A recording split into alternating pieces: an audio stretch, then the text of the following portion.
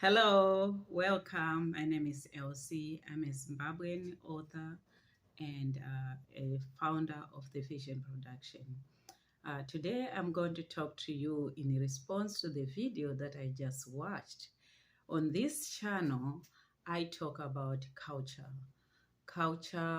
different cultures, traditions, based mostly on my experience as a Zimbabwean, a native of Zimbabwe, coming and living in the United States. And we'll be sharing the different cultural differences from other places as we go along. Today, I'll be talking to you about a video that I just watched. And this video is by Eva uh, Beck. Eva Zu Beck. And she talks about a video that is titled I shared my husband with two other wives. And that's a Maasai marriage story. And today I'll be sharing to you my experience growing up in a family that had two stepmothers, meaning that my father was a polygamist. My mother died, I was 6 years old, and we were left with 5 of us, and we were all girls. My father did not get a boy. And immediately, it was very fast, he married to my aunt. That's a little bit extra what I'm sharing right now, because this is a different thing traditionally in the Western world than the most parts of African traditions. We do things differently. So this is very kind of like common, I know for sure, in Zimbabwe, in many, I would say, tribes, villages. It's practiced widely that it's not uncommon that you would marry your wife's sister or your wife's niece or something like that. It's very common done. And if you are interested in this topic or you want to know more about this, we can actually discuss more. So you can put that in the comments below. Also, while we are on this part, if you haven't subscribed yet, please do so. Go ahead and subscribe. Also, turn on your notification bell so that when I bring more videos, you can be notified. What I'm going to talk about is my personal experience growing up in a polygamy family.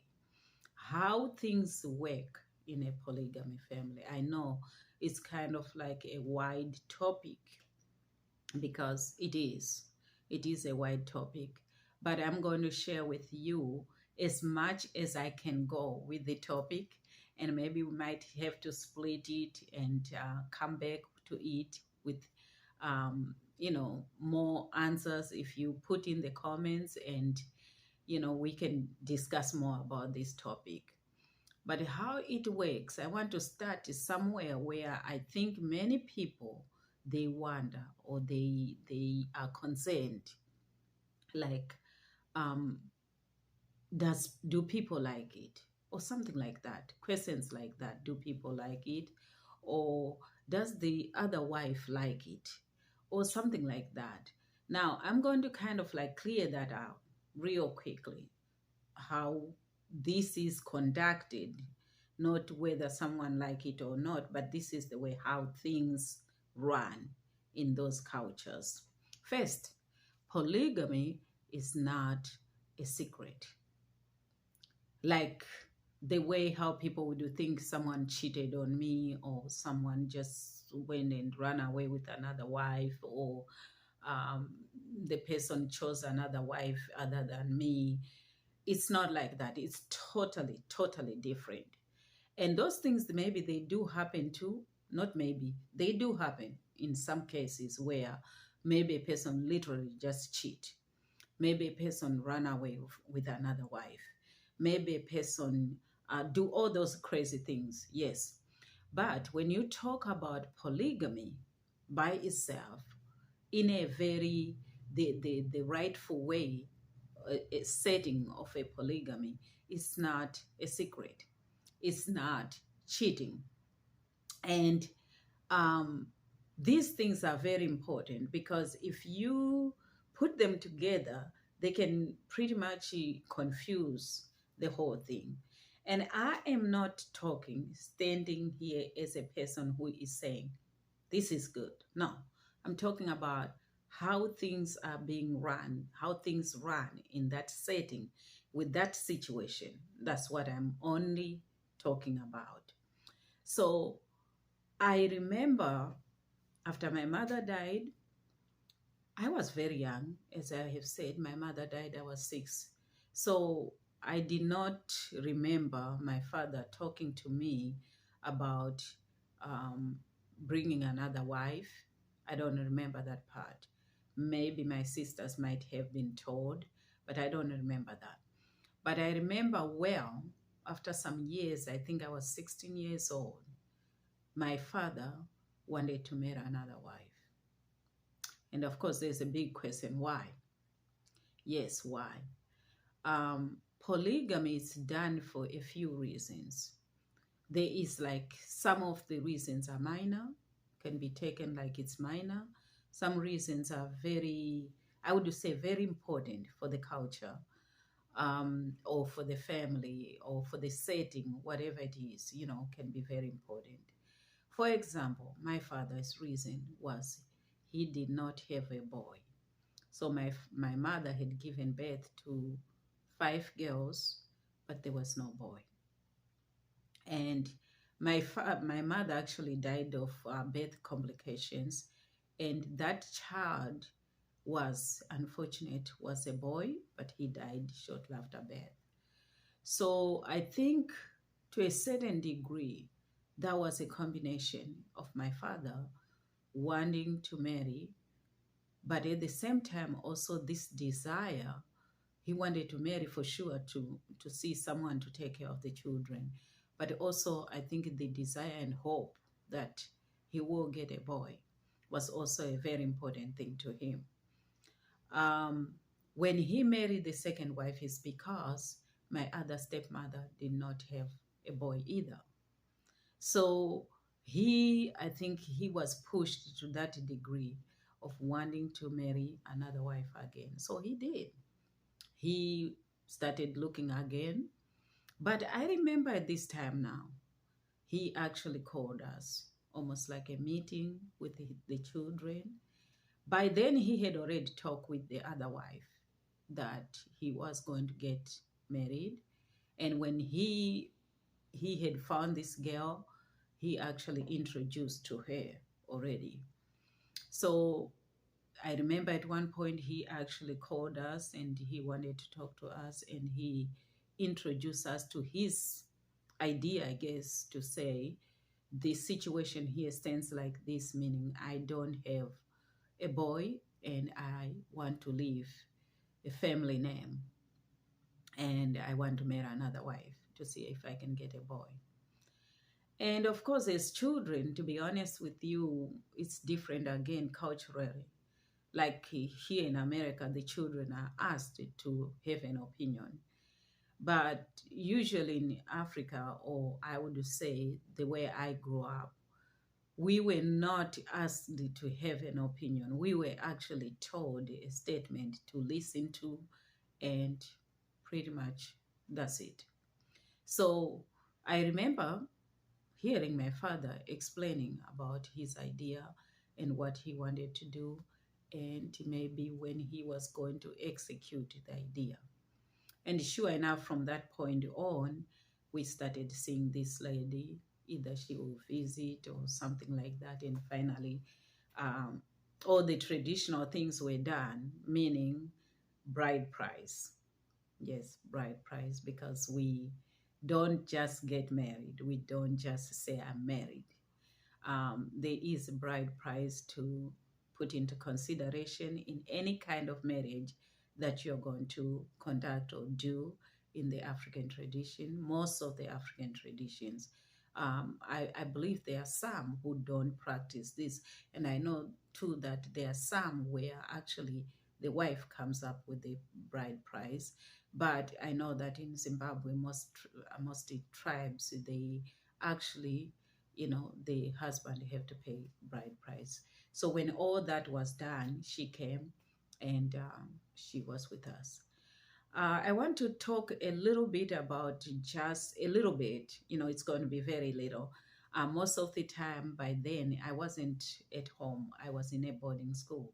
So I did not experience or see a lot of the dynamics of my two stepmothers, but I did see quite a bit the time I was there or when I come for vacation. This is mainly how things were run. Things were run by my father. Decisions was done by my father.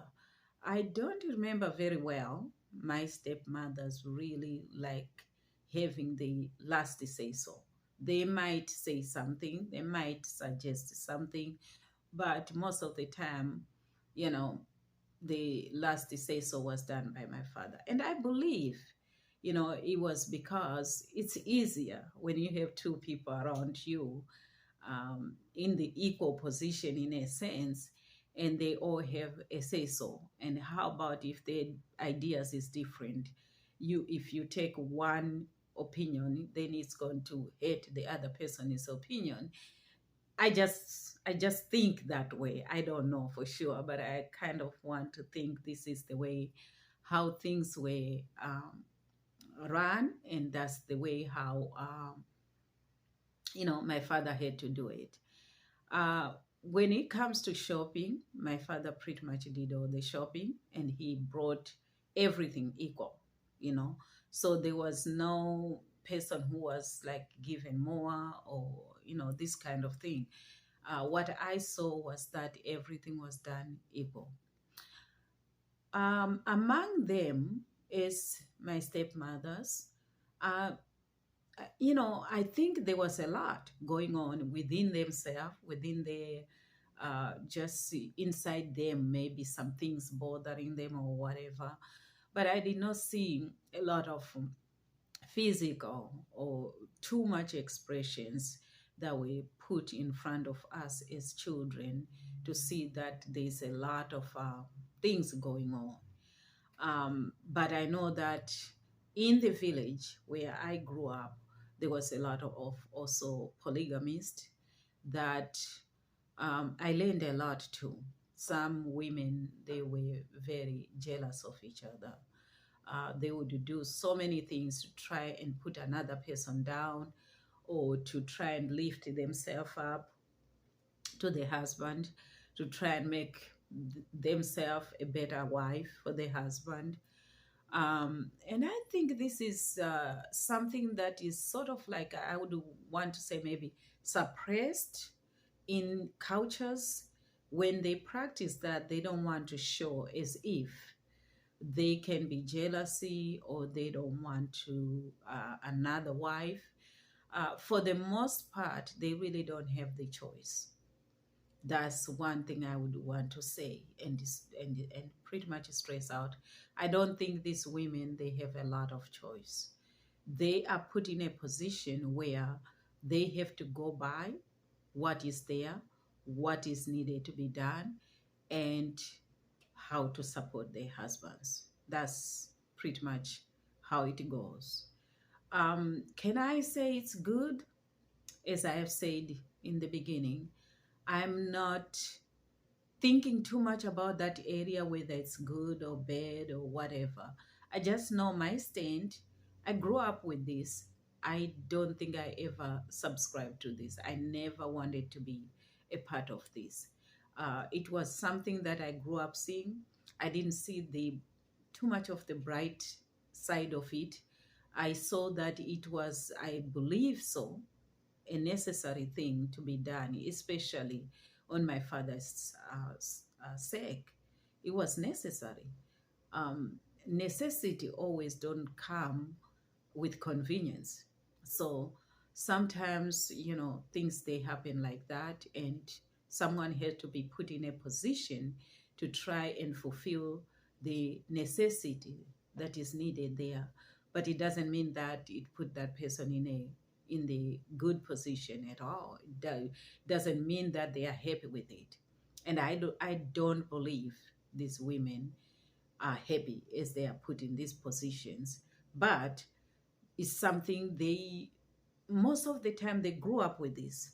They saw it maybe from their mothers, and they saw it from the neighbors. Just like me, I grew up, all my neighbors, I would say almost all of them, they had this kind of situation. So growing up, I don't think I was thinking too much. I knew I don't want this. But if, let's say, I did not have any other opening in my life, I wouldn't be surprised. Maybe I could be, but it's something that I knew I did not want. So again, this is, I would say, a sample of my growing up in a polygamy family.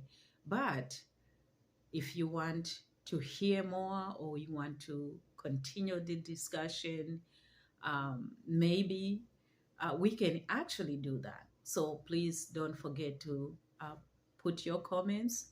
And again, don't forget to subscribe and press the notification bell, so that whenever I put another video of this nature, you can always receive it and you don't miss on these topics that you might want to know, because this might be very important, especially if you travel, you like culture, you want to go to different places. These things can play a very important role, on how you approach them. Or maybe you want to know some information. How do you do that? Because sometimes it can be, insult if you approach it in a way like it's such a bad thing to do this or something like that. It might not be the best thing to do. So please don't forget to subscribe and push the notification bell. And thank you so much for being there here, and thank you for watching. Bye.